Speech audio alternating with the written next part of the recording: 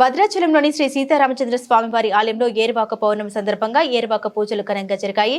ఏరువాక పూజలకు నిన్న సాయంత్రం గోదావరి నది వద్ద నుండి తీర్థ బిందెను తీసుకొచ్చి అంకురార్పణ నిర్వహించిన అర్చకులు ఈ రోజు ఉదయం స్వామివారికి విశేష అభిషేకం నిర్వహించారు.